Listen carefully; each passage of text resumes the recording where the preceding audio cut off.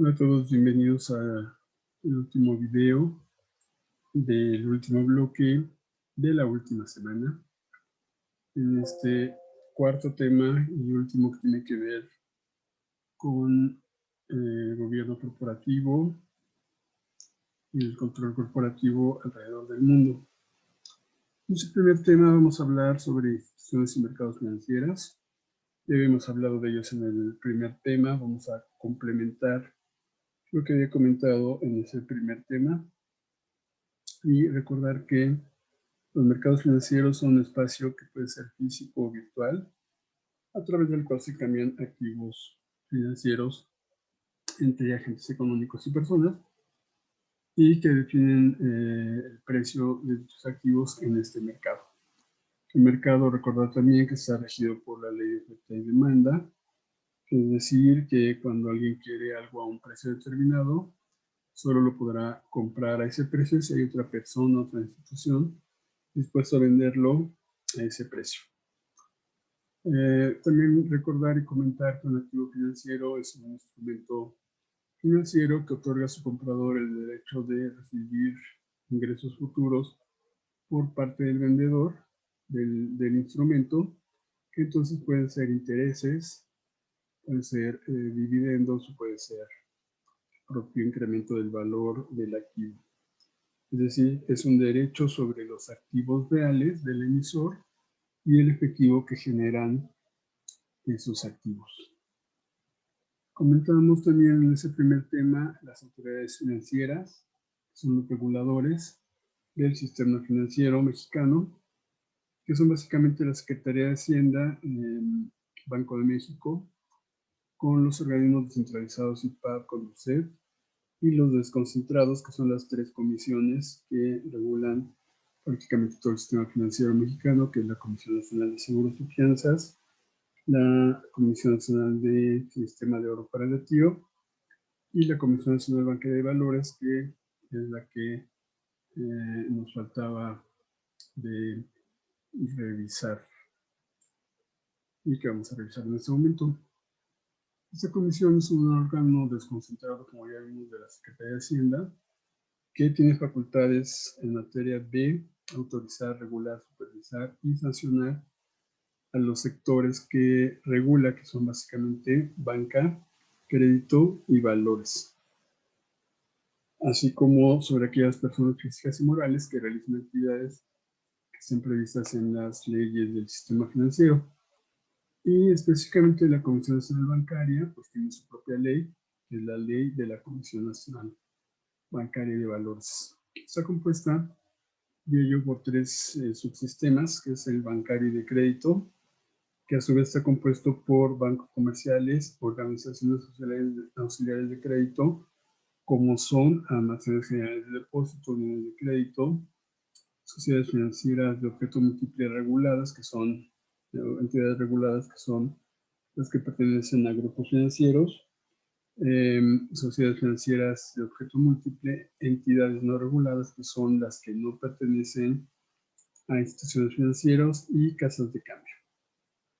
También en este subsistema están los bancos de desarrollo, fondos y fideicomisos, como FIRA, como FIBEC, como FIFOMI, creo que ya no existe, pero FIBEC, FIFOMI, FIRA,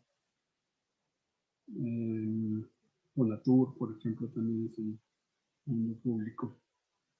Sociedades de información crediticia, que son lo que conocemos como buro de crédito, y organismos autorregulatorios. En el caso del sistema bancario, es la Asociación de Bancos de México. Después tenemos un segundo subsistema, que es el bursátil, es decir, el de inversiones, el tradicional, aunque también podemos invertir en bancos, pero el sistema bursátil es más tradicional en inversiones, o más relacionado a las inversiones, y están las bolsas de valores, fondos de inversión, emisoras, calificadoras, proveedoras de precios, sociedades promotoras de inversión, casas de bolsa, el Indeval, que es parte de las instituciones para el depósito de valores, ahora con la formación de Viva la Bolsa Institucional de Valores desde hace un par de años, pues ya hay dos institutos para el depósito de valores, uno para la Bolsa Mexicana y el de Viva.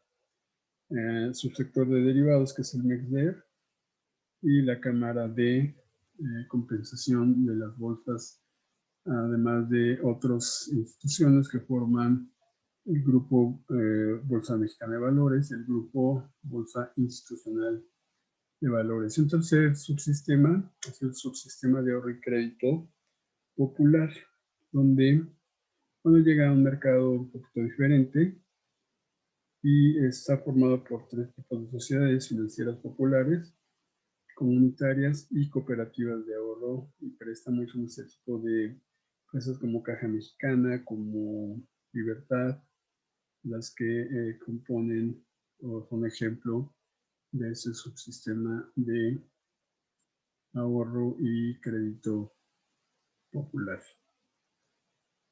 Y recordar las otras dos comisiones, que son la de seguros y fianzas, que engloba las aseguradoras y fianzadoras, y la CONSAR, que es del subsistema de retiro, que engloba a las AFORES y a las CIEFORES.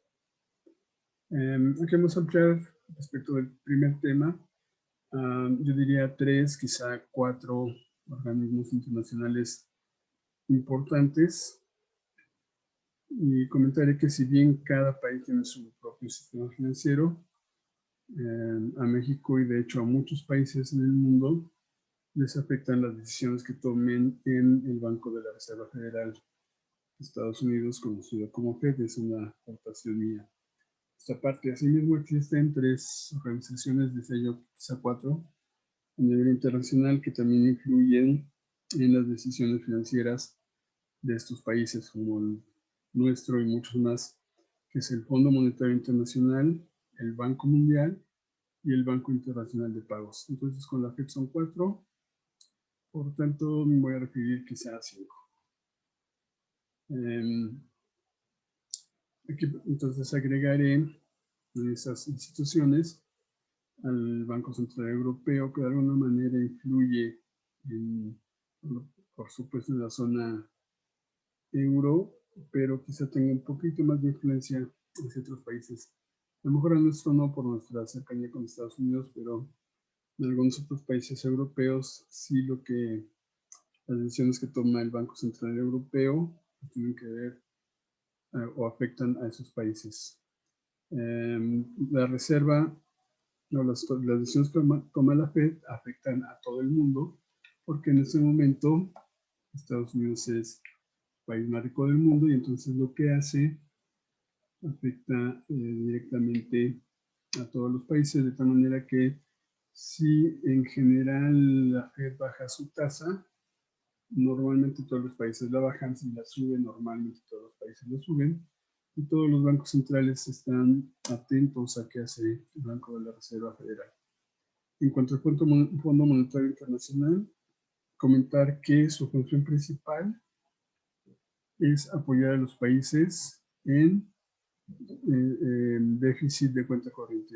El Fondo Monetario básicamente no apoya proyectos de largo plazo, sino precisamente de corto plazo, algo así como apoyar el capital de trabajo de un país, digamos que sería la analogía, mientras que el Banco Mundial apoya proyectos de inversión de largo plazo, y su misión, de acuerdo a lo que ellos establecen, es eliminar el hambre en el mundo, y pues en teoría con los proyectos que tiene ayudaría a mejorar la condición de muchos de estos países, sobre todo en regiones como América Latina, África y países de Asia.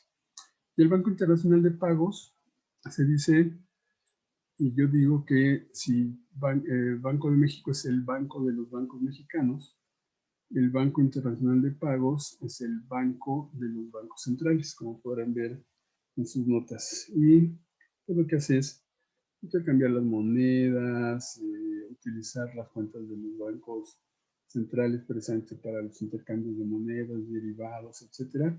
Esa es la función del Banco Internacional de Pagos, de ser el banco de los bancos centrales. Nuestro segundo tema es el gobierno del control corporativo alrededor del mundo. Creo que lo que está en sus notas es muy interesante de cómo se mueve en diferentes países. En Estados Unidos, básicamente es un país donde las familias, las personas son las que tienen directamente el capital de las acciones comunes, por supuesto los fondos, mientras que en Inglaterra las transferencias directas son más pequeñas y todavía más pequeñas en los países de Europa, y en Japón son casi nulas las tenencias por parte de familias o personas individuales masivas, digamos. Las familias japonesas no podrían desempeñar una función directa importante en el gobierno corporativo, aun cuando quisieran, porque no pueden votar con las acciones que no poseen. Cuando la inversión directa, esto es interesante que lo tomen en cuenta, cuando la inversión directa en capital es pequeña, las inversiones de las familias en depósitos bancarios, pólizas de seguros y fondos mutualistas son más grandes. Es decir, cuando las personas no pueden invertir en acciones directamente, pues lo hacen a través de los mutualistas, los de seguros, y pólizas es básicamente inversiones, no es como una póliza de auto o de casa, es, en el sentido de invertir en fondos mutualistas de seguros para poder acceder a instrumentos en el mercado de valores, y fondos de pensiones que también invierten en estas acciones. Entonces, cuando la inversión es pequeña, las inversiones en bolsa directo, las inversiones en quien invierte indirectamente en bolsa son más grandes.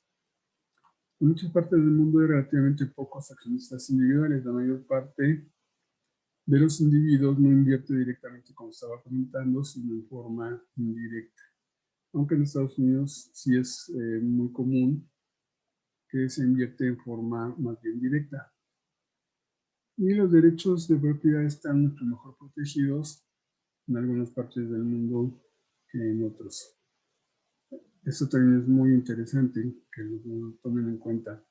Entre más baja la calificación de los países, suelen tener mercados de acciones más pequeños, que es nuestro caso, medidos por el valor agregado del mercado en comparación con el PIB. El número de empresas listadas en términos de nuestros mercados son también muy pequeños. Las ofertas públicas no son comunes. De hecho, tenemos aquí en México ya bastante tiempo sin ofertas públicas iniciales. Y tener bajas calificaciones también significa menos financiamiento, por supuesto, por deuda para las empresas que no se cotizan en mercados abiertos. En el caso de Japón, es un modelo sui generis, interesante, pero pues acoplado a su cultura, quizá la nuestra no, que está más ligada a cómo está en Estados Unidos. Y la característica más notable es el Keiretsu, que es una red de compañías usualmente organizadas alrededor de un gran banco, y entonces el banco tiene una parte de la propiedad de cada compañía de esa red, aunque está limitado al 5%. Y a su vez cada compañía puede poseer acciones del banco o de las otras compañías del Keiretsu. Se dice que en Japón un sistema de banco principal con relaciones a largo plazo entre los bancos y las empresas, y también hay relaciones de negocios de largo plazo entre las compañías de un Keiretsu. Por ejemplo, una compañía manufacturera podría comprar la mayor parte de sus materias primas de proveedores del grupo y luego vender una alta proporción de sus producciones a otras empresas del grupo. Al final de cuentas, lo que busca este esquema es que la mayor parte de las ganancias se queden en las compañías japonesas. Okay. El Keiretsu lo consideramos como un sistema de gobierno corporativo cuyo poder se divide entre el banco principal, es decir, el que financia a todas las empresas del Keiretsu, y las mayores compañías del grupo y el grupo como un todo. Como definición, el Keiretsu es un concepto de origen japonés, lo estamos viendo, que define un conjunto de empresas que mantienen relaciones de carácter comercial y participaciones accionarias, como está un poco aquí del lado derecho, entrelazadas. Estas compañías comparten participación accionarias, consejos de administración conjuntos y desarrollan negocios en periodos de largo plazo. Las empresas que forman un Keiretsu suelen cerrar precios e impiden que fuerzas externas puedan vender sus productos. Esta actividad es propia de la economía japonesa y genera un punto a favor, como comenté, para que las empresas negocien entre ellas y no tengan que viajar al exterior a buscar acuerdos comerciales. En pocas palabras, insisto, es para que la mayor parte de la operación se desarrolle en su propio país.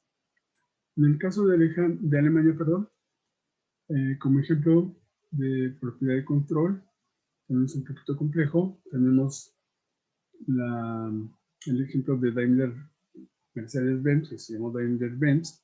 En 1990, una de las mayores compañías alemanas que se formó. Los propietarios inmediatos eran el Deutsche Bank, el banco, con el 28%, Mercedes con el 25% y el gobierno de Kuwait con el 14%. El 32% restante estaba dividido entre unos 300,000 inversionistas individuales e institucionales. Pero esto solo en el nivel superior, porque Mercedes Automobile Holding era propiedad a medias de dos compañías más controladoras que se llamaban, su nombre corto, Stella y Stern. El resto de sus acciones en una distribución amplia. Las acciones de Stella se dividían a su vez entre los bancos, con Robert Bosch y además otra compañía industrial y una holding que se llamaba Comet. La propiedad de Stern también se dividía a su vez en 4. Entonces, la concentración de la propiedad de acciones de Daimler-Benz estaba en grandes bloques y los diversos niveles de propietarios. Entonces, ahí en Alemania hay una distribución amplia y además los bancos pueden tener acciones directas de estas empresas, cosa que no pasa en otros países como México o como Estados Unidos. En Alemania esos bloques están en posesión de otras compañías o de compañías controladoras en nombre de las familias. Frank Mayer examinaron la propiedad de 171 grandes compañías en 2000 y encontraron 47 con bloques de acción, 35 con bloques en poder de familia y solo 26 no tenían un bloque sustancial. Eso quiere decir que digamos, hay una maraña ahí de bloques y eso, cuando alguien compra unas acciones de forma individual, limita su control o limita el poder comprar, como vimos también con las fusiones, adquisiciones hostiles, poder hacer ese tipo de operaciones. Como ven, este informe nos dice que solo 26 compañías alemanas no tenían ese esquema.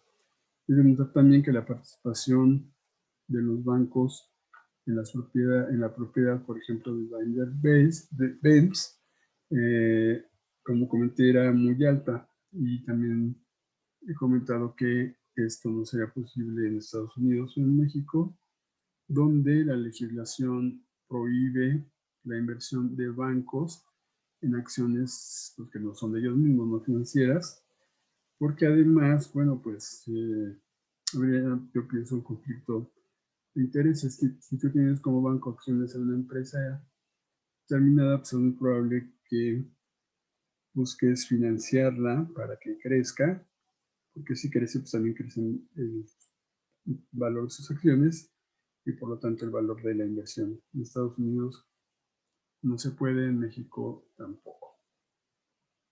Entonces, en Alemania sí, porque el sistema de banca universal de Alemania permite estas inversiones. Además, los bancos alemanes suelen conservar acciones en custodia en nombre de inversionistas individuales e institucionales y suelen adquirir derechos para votar con dichas acciones en nombre de los inversionistas. Por ejemplo, como ya vimos, Deutsche Bank tenía el 28% de Daimler-Benz por su propia cuenta y derechos de voto de 14% más de terceros, por tanto votaba 42%, lo que se aproxima a una mayoría, y si los demás tenían, digamos, el 58%, pero alguien estaba dividido en dos partes, Deutsche Bank era el que tenía la mayor parte de los derechos de voto. La propiedad de control en otros países aporta López de Silanes y Schleifer realizaron igual la propiedad corporativa en 27 economías desarrolladas, tanto en Estados como nosotros. Estos autores encontraron relativamente pocas empresas con acciones que se negociaban de manera activa y propiedad dispersa. El patrón alemán de una propiedad significaba, ya vimos, de una propiedad significativa por los bancos y otras instituciones financieras, y también eso era raro. Más bien, las empresas en otros lugares suelen ser controladas por familias ricas, en algunos países por el gobierno. Los accionistas tienen el control, en última instancia suelen tener el control seguro de votación, aun cuando puedan no tener un interés mayoritario por ingresos, dividendos o valor de los activos. Y aunque no estamos en una economía desarrollada, es algo similar. La mayor parte de las acciones de empresas mexicanas pues las tiene familias ricas o las familias que forman esa empresa. El control familiar es común en Europa y en Asia.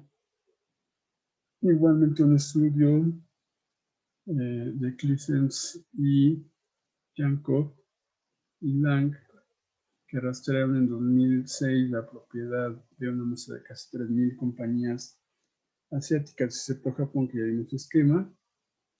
Una alta proporción de las empresas que se cotizaban en los mercados públicos estaban controlados por familias. Esto no se refiere a familias, digamos, que compran las acciones, sino que son las que forman las empresas. Así que las familias ricas controlaban grandes porciones de esas empresas asiáticas. Y, por ejemplo, en Hong Kong, los 10 mayores grupos familiares controlan el 32% de los activos de las empresas listadas. Podríamos, es parte de su investigación, del trabajo final, pero seguramente en nuestro país pasaría algo similar con empresas 100% mexicanas. En Tailandia, las 10 familias de más alto nivel controlan 46% de los activos y en Indonesia casi el 58%. Por lo general, el control familiar no significa una mayoría directa de la propiedad de la empresa. Yo creo que en nuestro caso sí. El control se suele ejercer mediante mecanismos cruzadas, pirámides y acciones de dos clases, que también eso pasa aquí.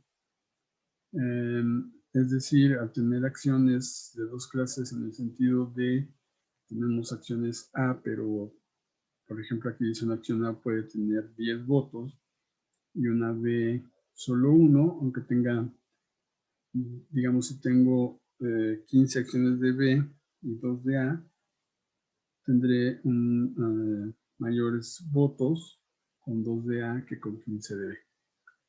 El capital de dos clases existe con frecuencia en muchos países, entre los que se incluyen, veamos, Brasil, Canadá, Dinamarca, Finlandia, Alemania, Italia, México, Noruega, Corea del Sur, Suecia y Suiza. Entonces aquí por eso es muy común ver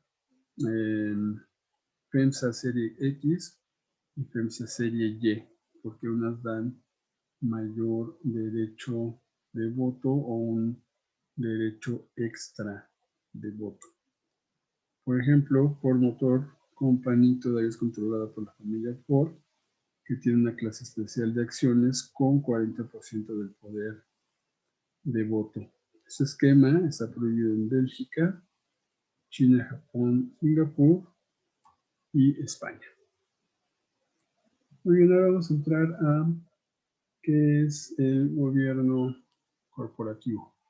El gobierno corporativo es un conjunto de controles internos, procesos y procedimientos por los cuales una empresa es administrada. Surgen para dar mayor transparencia y mejorar la gestión de las empresas abiertas a la inversión pública en la cotización en bolsa. Para también tener una relación más cordial con los stakeholders, recordando que los stakeholders pues, son los clientes, proveedores, gobiernos, trabajadores, etc. Y disminuir la simetría de acceso a la información, es decir, que todos podamos tener la misma información o el mismo acceso a la información.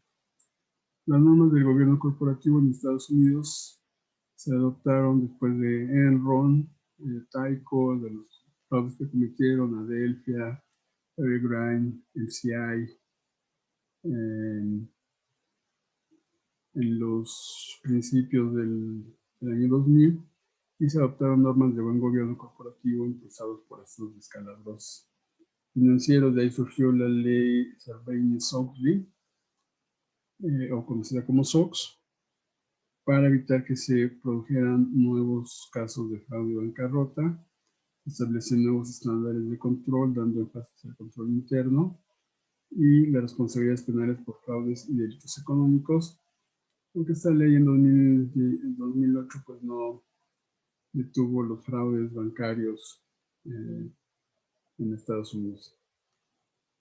Las normas de gobierno corporativo en la OECD datan de 1999 y se basan en el fortalecimiento de la estructura organizacional, los derechos de los accionistas y funciones claves de la propiedad, el trato equitativo a todos los accionistas, el papel de los grupos de interés, la liberación de información, transparencia y la responsabilidad del directorio, es decir, de todos los directivos de la empresa. De tal manera que el directorio debe de evaluar, supervisar y planear la administración de la empresa con una buena dirección estratégica, estrategias de negocio, y la administración debe dar resultados e informar y actualizar constantemente a los directores. En cuanto a los accionistas, bueno, ellos eligen al directorio y el directorio, o los directivos, tiene una representación de comunicación con los accionistas.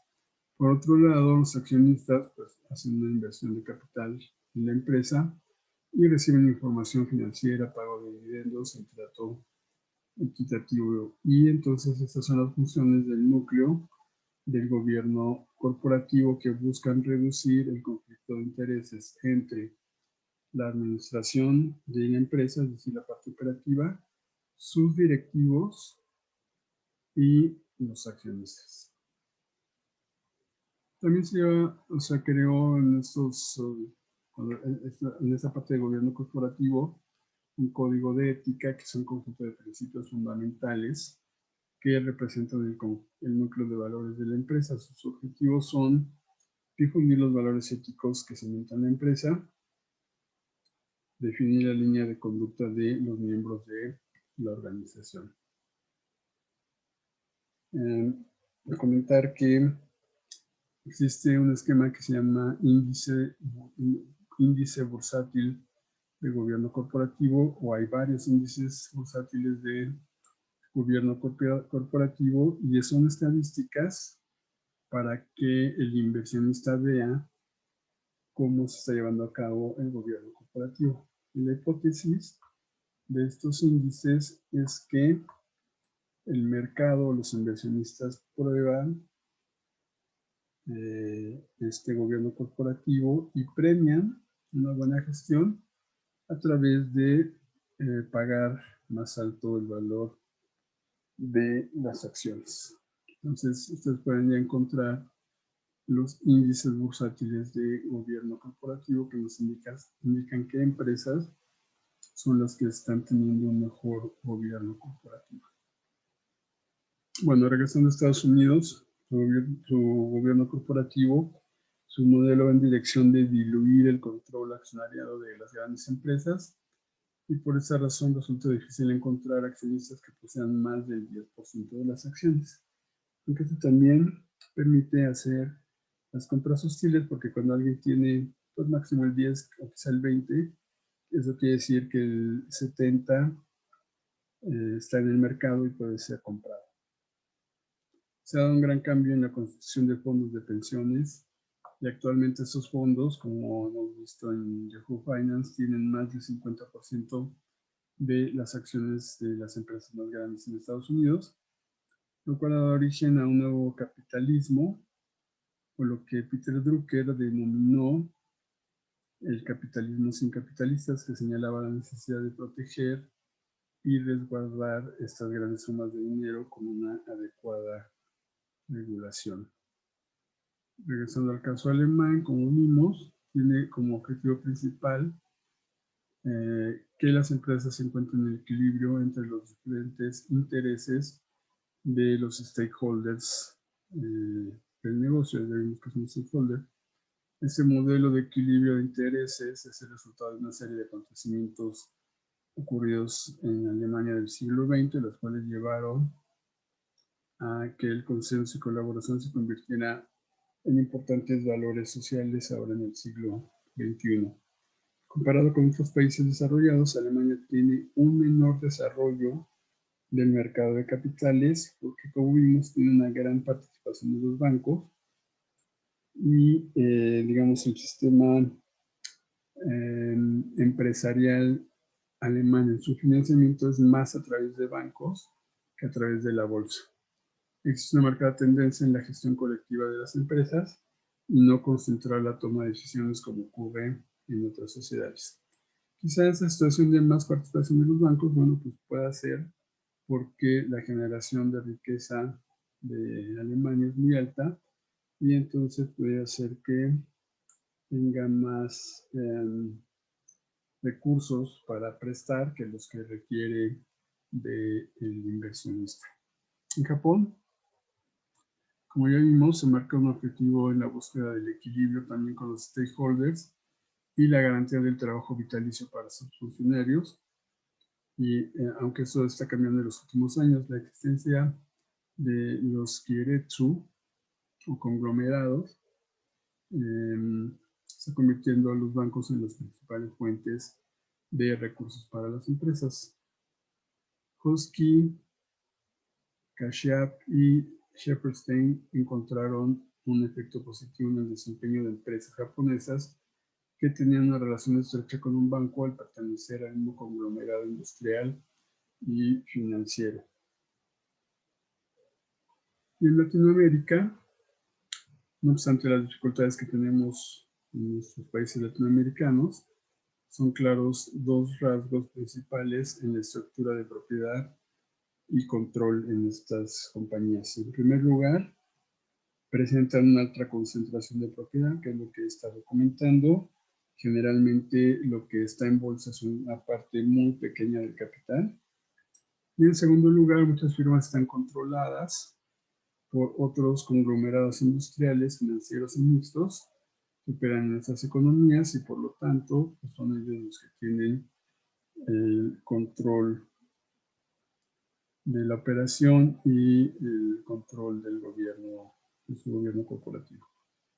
Nuestro tercer punto es el gobierno y control alrededor del mundo.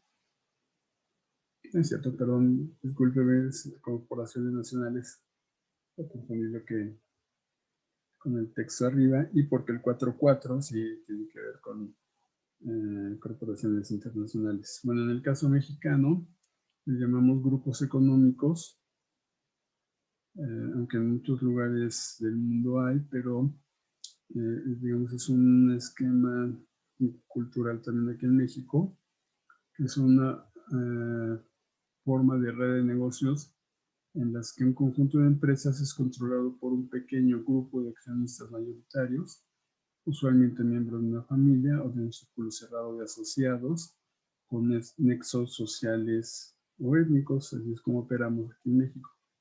Las empresas de los grupos económicos están conectadas entre sí por vínculos formales o informales, y es común que se integren verticalmente y se encuentren diversificados en distintos mercados. El gobierno de esas redes de empresas siempre ha estado unido a una estructura de propiedad muy concentrada en la que ciertos mecanismos de control e incentivos se han transformado, pero manteniendo un poco contrapesos a las decisiones de los accionistas mayoritarios. Es decir, que mientras en países como Estados Unidos, donde decía ahí en nuestro texto que quizá tengan el 10, 15 o 20% máximo, aquí los empresarios mexicanos pues tienen todo lo contrario, quizá 80 o 90%. Entonces ellos definen a los al gobierno corporativo porque no tienen precisamente un contrapeso.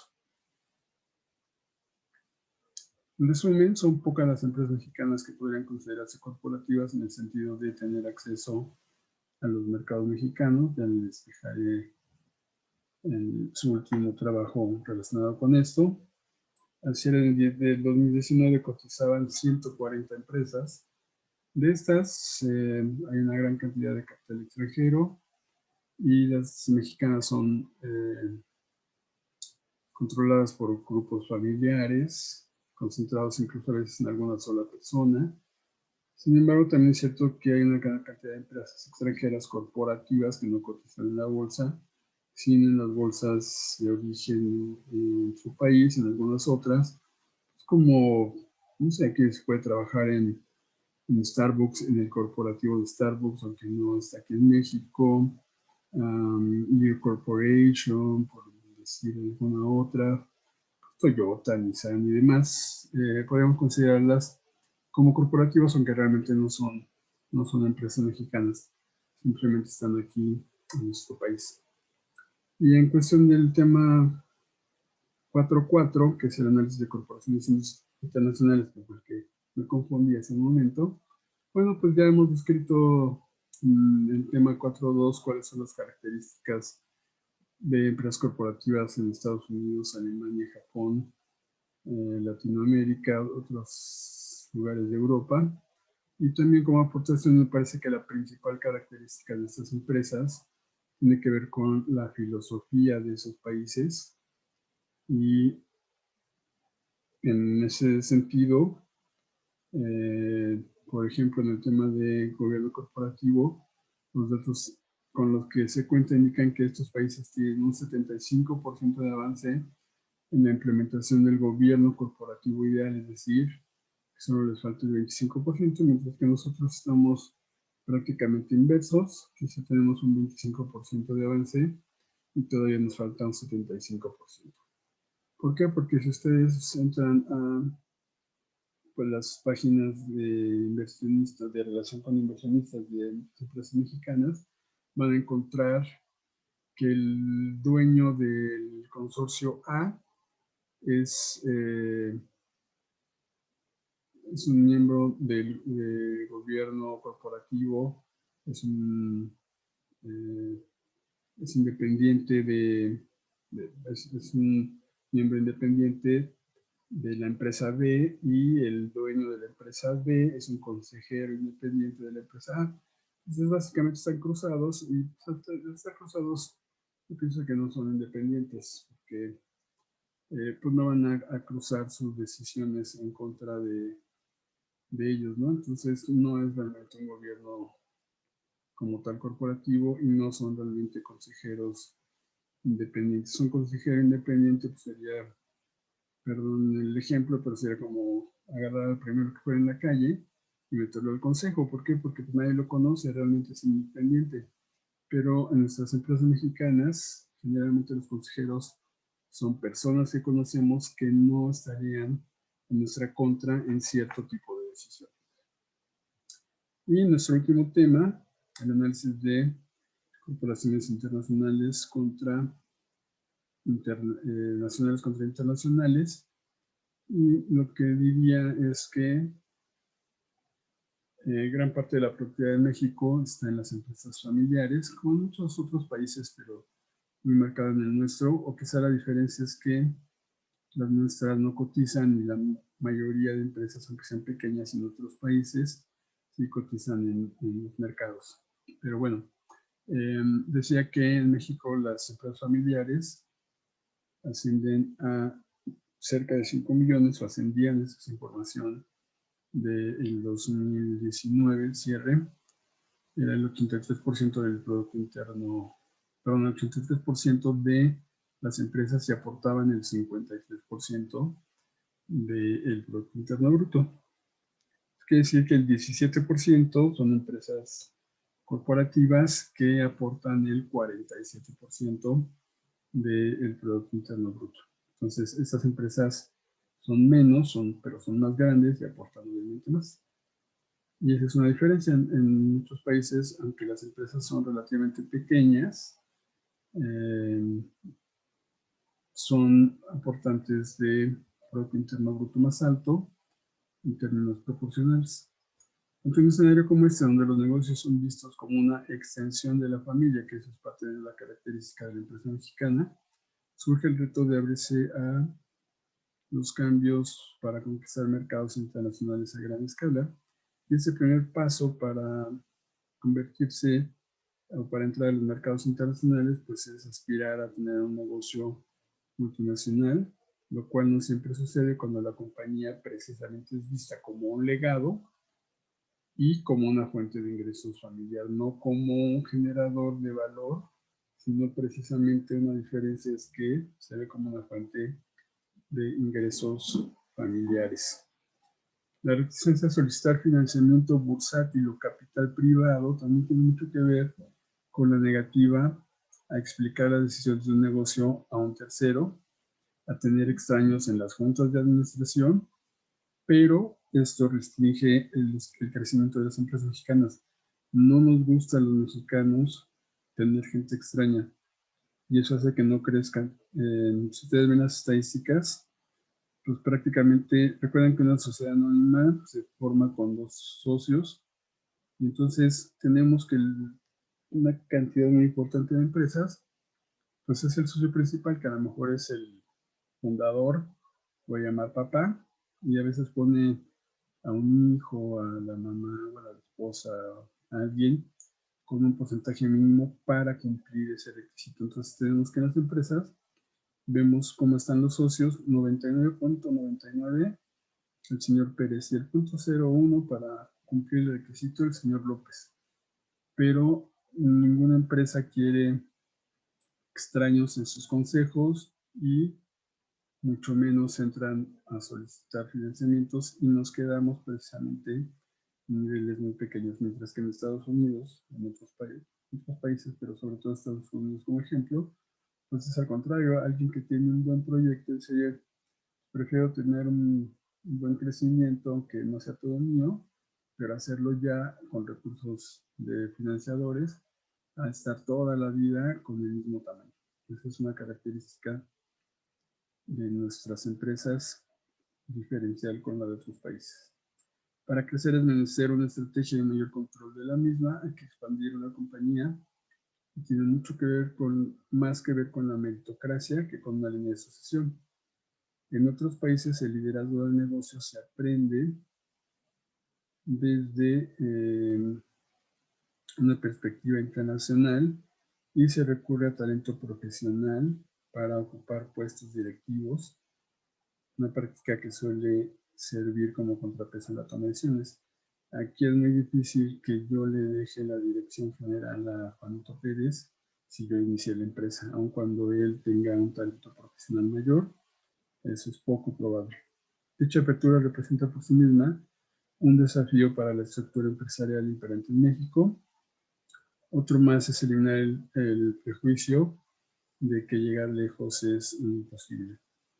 En resumen, y ligado con los puntos anteriores, diré que en principio hay pocas empresas mexicanas corporativas, ya lo he comentado, y que de acuerdo a la estadística, el porcentaje expuesto en las bolsas es también muy bajo. La administración todavía es casi de tipo familiar y poco acceso a los mercados financieros, porque así lo deciden sus accionistas. Aún estamos en una etapa incipiente para poder compararnos, me parece, y competir con corporativos, corporaciones o empresas extranjeras.